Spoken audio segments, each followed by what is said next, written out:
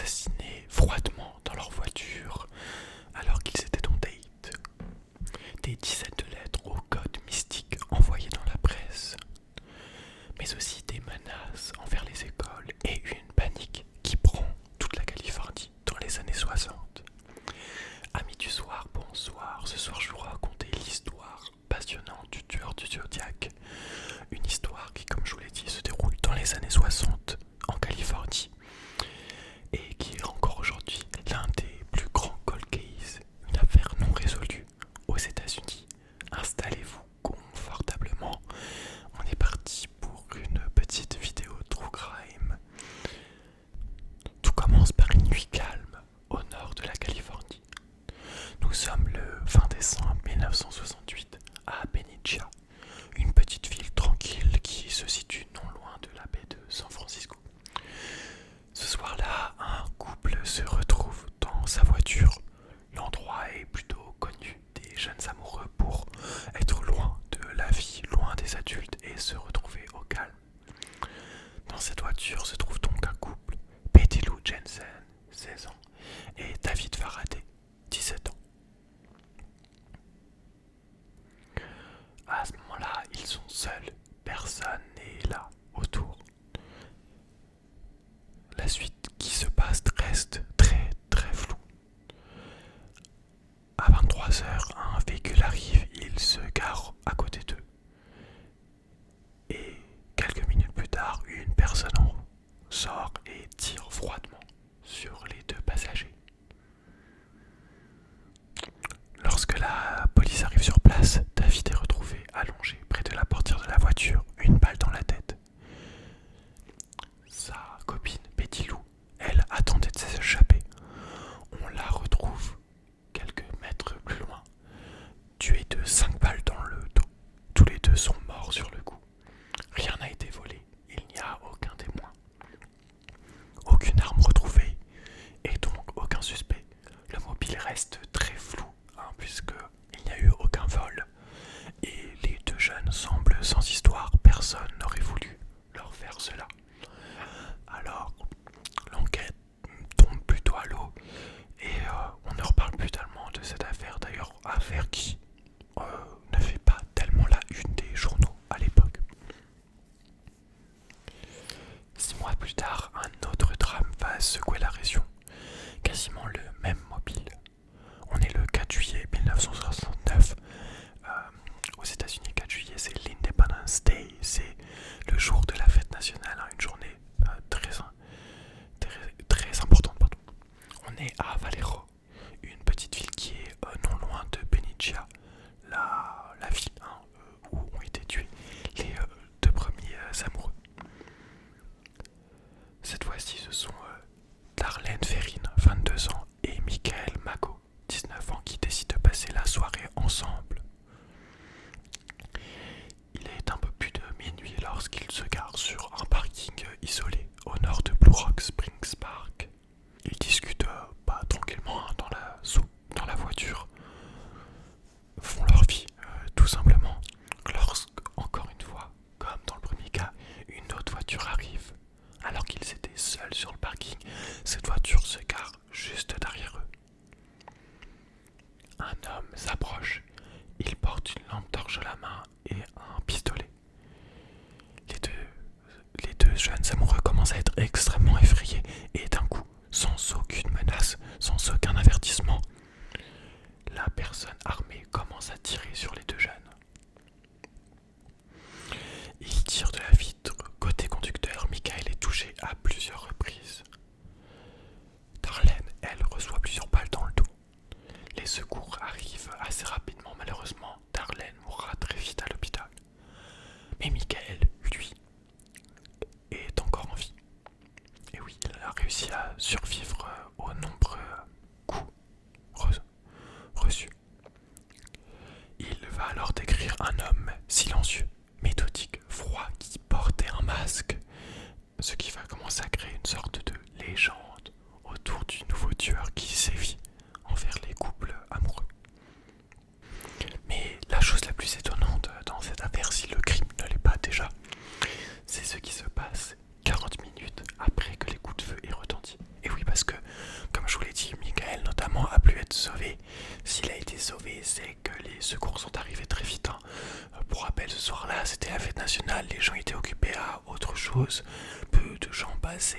petit parking. Non, s'il a été sauvé, c'est que 40 minutes après l'attaque, une voix d'homme appelle la police de Valero depuis une cabine téléphonique. Il dit alors: je vais signaler un double meurtre. Vous trouverez les jeunes dans une voiture au parc de Blue Rock Springs. Ils ont été abattus avec un Luger 9 mm. Des détails très précis. Mais surtout, la personne qui passe l'appel rajoute: j'ai aussi tué ces deux adolescents l'an dernier. Le tueur avoue ainsi les crimes qu'il a commis, les 3 meurtres et la tentative de meurtre qu'il a effectuée. Voilà, le tueur qui jusqu'ici a agi dans l'ombre va maintenant essayer de rechercher la lumière.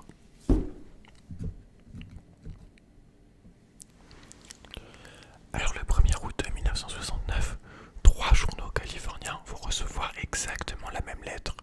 C'est une lettre signée d'un mystérieux individu. Chaque enveloppe contient une lettre manuscrite, écrite dans une écriture vraiment très troublante. En fait, c'est un message chiffré avec plein de signes différents, un petit peu mystiques. C'est un cryptogramme de 408 caractères qui est composé, donc, comme je vous l'ai dit, de cercles, de triangles et de signes qui n'ont parfois pas de signification évidente. Lorsqu'il écrit cette lettre, il y a aussi une partie qui n'est pas chiffrée, qui est en clair. En gros, l'auteur explique que son code contiendrait son identité. Il demande à ce que les journaux publient en intégralité la lettre sur leur première page, sinon il recommencera à tuer. Les journaux publient en partie cette lettre, et puis la police va commencer à la prendre très au sérieux, va essayer de la déchiffrer. Mais finalement, ces deux citoyens un peu ordinaires qui vont réussir à la déchiffrer, deux professeurs d'université qui sont spécialistes dans les questions de cryptographie, ce sont Donald et Betty Arden, un couple. Et leur travail va révéler le contenu du texte, qui d'ailleurs en réalité ne contient pas du tout le nom du tueur. Le message, il va juste expliquer, en fait, le tueur va expliquer donc qu'il aime tuer parce que cela lui procure du plaisir. Il va comparer les meurtres à une forme de jeu. Il dit que l'humain est l'animal le plus dangereux et que lorsqu'il mourra, ses victimes deviendront ses esclaves dans l'au-delà. Voilà, le tueur a l'air totalement fou. Mais les lettres ne vont pas se cesser, Cette lettre, en fait, c'est la première d'une assez longue liste. Quelques jours plus tard, le 7 août 1969, une nouvelle lettre arrive. Cette fois-ci, elle commence par une phrase qui restera dans la légende. Je suis le tueur du Zodiac. Ça y est, maintenant, le tueur se donne un nom, le tueur du Zodiac. Il va aussi créer un symbole simple qui va devenir par la suite sa signature, un cercle traversé par une croix qui ressemble à une sorte de viseur, vous savez, un peu sur les snipers. Ensuite, voilà, ce symbole, ce sera son leitmotiv. Il va apparaître sur les enveloppes, sur les lettres, mais aussi sur certains lieux de meurtre. Voilà, alors les lettres vont se suivre et s'enchaîner. Elles sont parfois manuscrites, parfois tapées à la machine.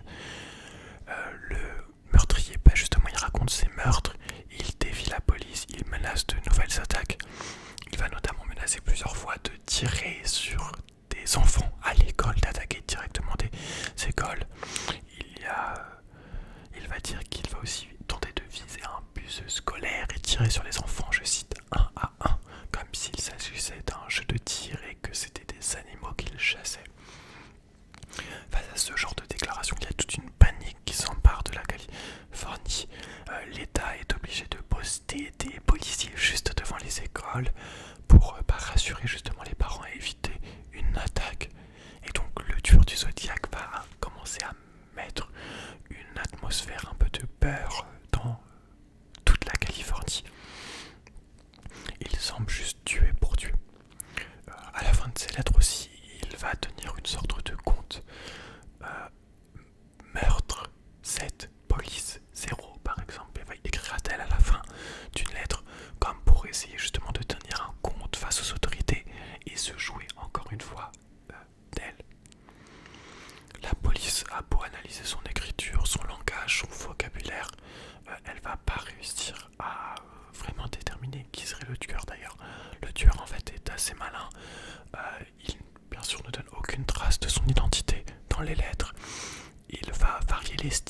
je vous l'ai dit, parfois les lettres sont tapées à la machine, parfois elles sont manuscrites. Au final, il va vraiment semer le trouble et réussir à pas vraiment tout contrôler et à réussir à rester insaisissable.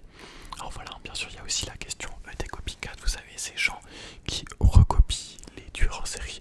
Donc on ne sait toujours pas si toutes ces lettres sont vraiment issues du tueur du Zodiac original ou si une partie d'entre elles ont été écrites justement par des inconnus qui ont essayé juste de reproduire son style, de semer la panique ou de s'attirer la lumière. En tout cas, ce qui est sûr et certain, c'est que des dizaines de lettres ont été envoyées et que pour l'instant, elles n'ont toujours pas permis de retrouver le tueur. Alors je vous ai surtout parlé de ces lettres, de la peur que le tueur du Zodiac arrive à instiller. Mais cette peur aussi, elle se base sur des éléments concrets. Ce ne sont pas que des menaces qui sont faites par le tueur du Zodiac. Ce dernier va mener d'autres attaques.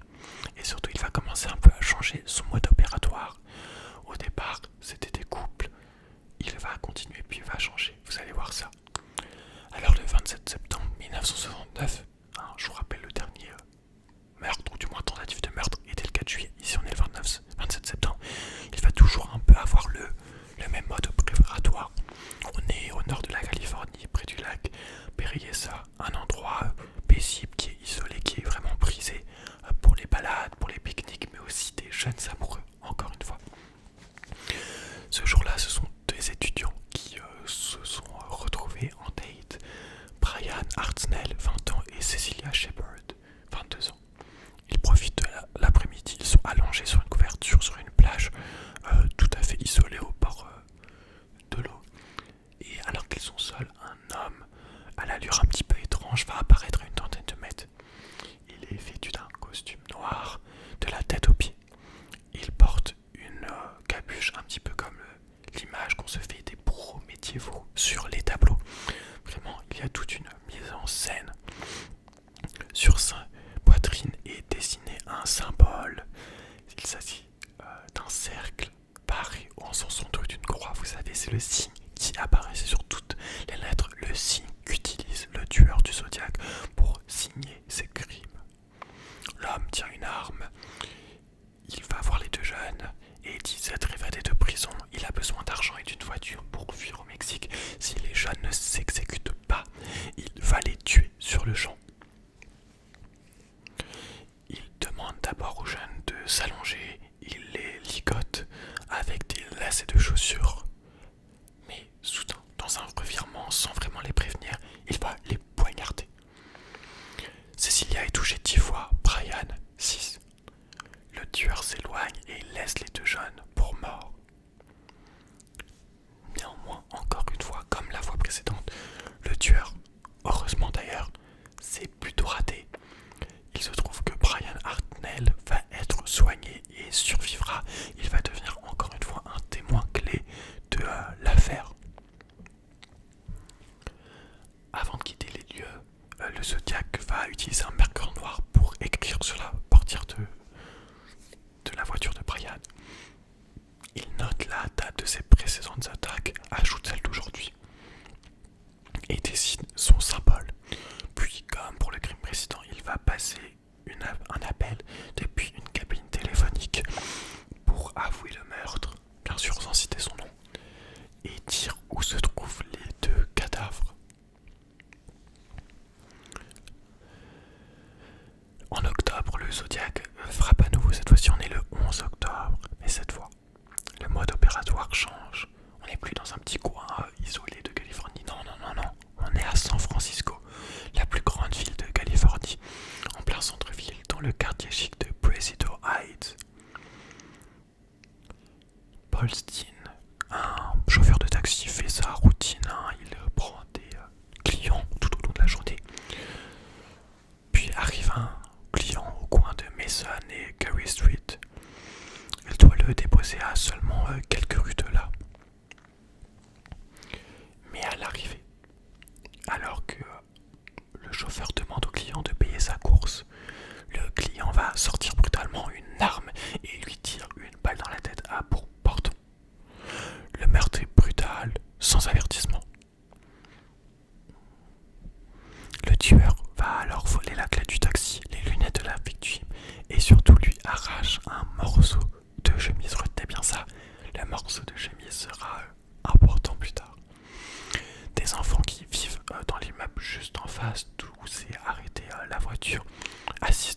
scène.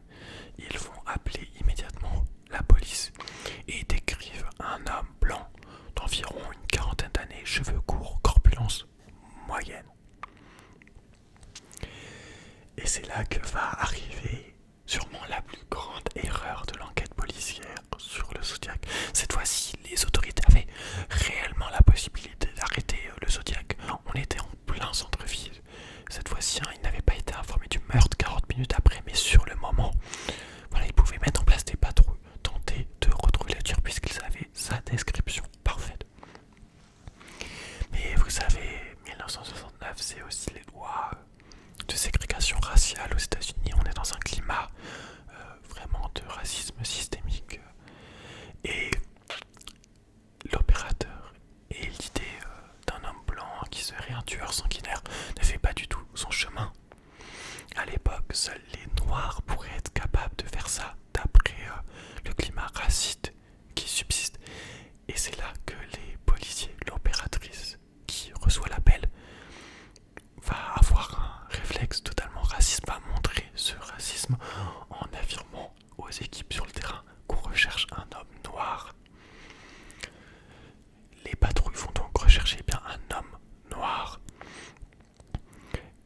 Et on le sait maintenant, après tout ce qui s'est passé, parce qu'on connaît cette erreur, il se trouve qu'une patrouille a effectivement croisé un homme qui ressemblait exactement trait pour trait à la description faite par les enfants.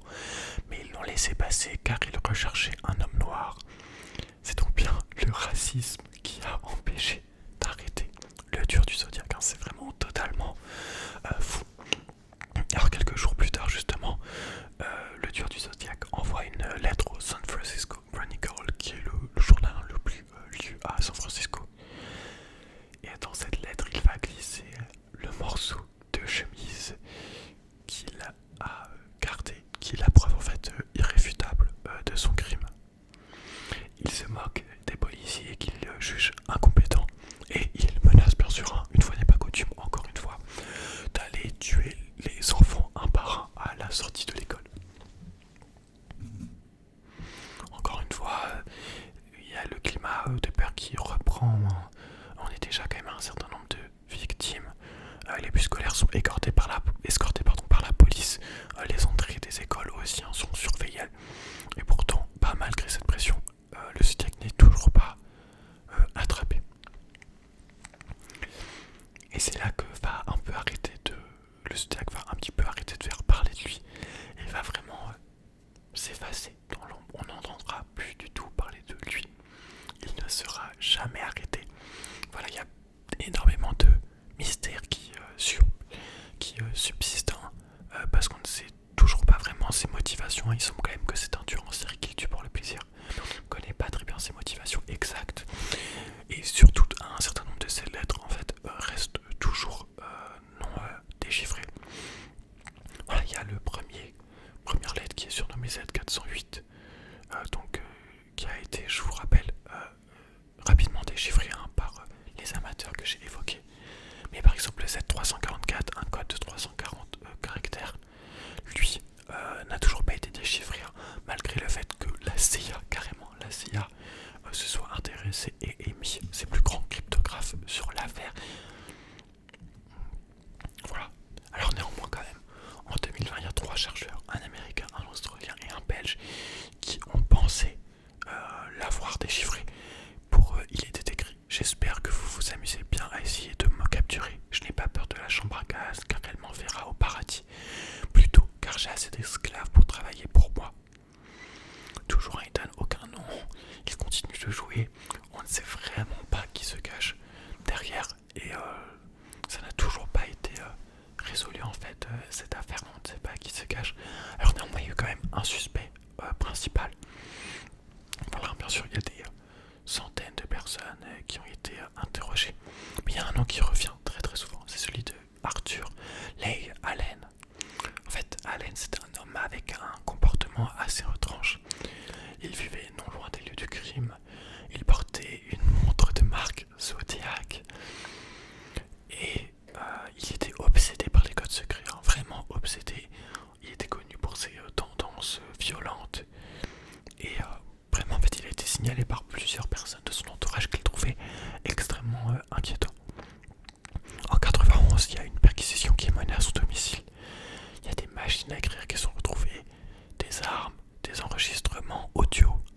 assez étrange. Mais bah il y a vraiment aucune preuve qui le relie en fait directement au meurtre, au tueur du Zodiac. Et donc voilà, il ne sera pas inculpé. D'ailleurs, il y a des analyses graphiques